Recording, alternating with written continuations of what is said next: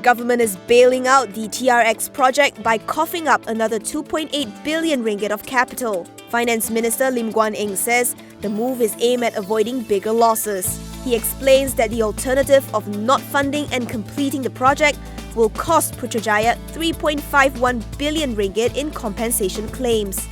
On top of that, the government will also lose 3.7 billion ringgit transferred earlier to TRX City. Plus, Malaysia would end up having an eyesore of an abandoned mega project in the heart of Kuala Lumpur. The injection and the previous funds transfer bring the total funding for TRX by the government to 6.5 billion ringgit.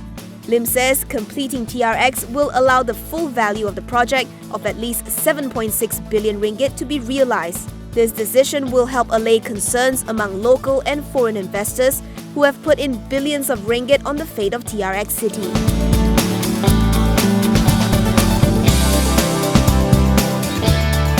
The brother of ousted PM Dato Sri Najib Razak is said to be the beneficial owner of an offshore firm registered in the British Virgin Islands. This was revealed by the International Consortium of Investigative Journalists, citing a leak from a new batch of Panama Papers files.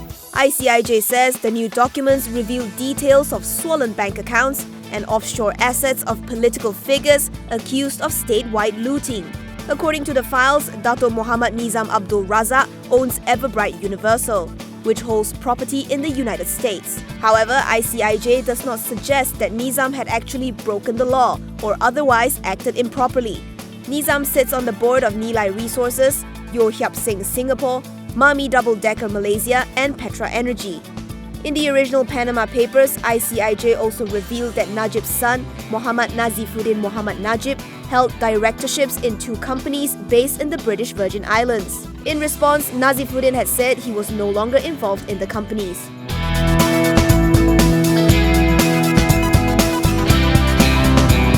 More parties, including Kibi and partners, legal firms and politicians, are getting scrutinized in the ongoing probe into the 1MDB scandal.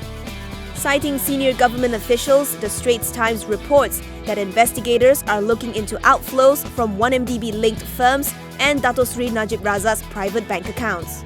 These parties were not identified on grounds that the probe is at a very sensitive juncture. However, the officials reportedly acknowledged that this could trigger serious political aftershocks.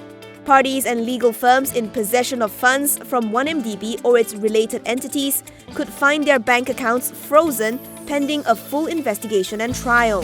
For elected representatives, there's also a threat of being disqualified as MPs or state assemblymen if found guilty.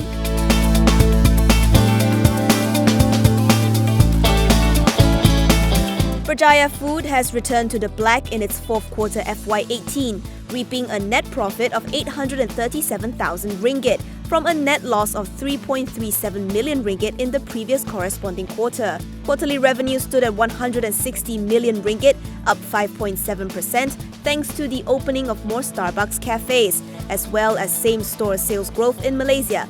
It declared a fourth interim dividend of 1 cent per share.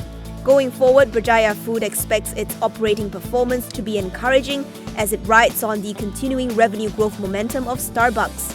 Also helping margins is the completion of disposal of its stake in PT Boga Lestari Sentosa in Indonesia, which operates Kenny Rogers Roasters.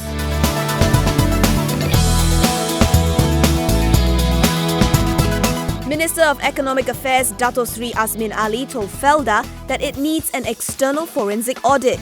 However, he did not say if he was referring to the land deal scandal that the conglomerate is currently embroiled in. Azmin had a meeting with Felda Director General Dato Abdul Ghani Muhammad Ali this morning regarding the group's management and financial status. Back in December 2017, a local news outlet reported that Felda stood to lose some 270 million ringgit worth of land along Jalan Semarak, Kuala Lumpur, following a dubious deal in 2015. It regained possession of all the 16 lots of land in March this year.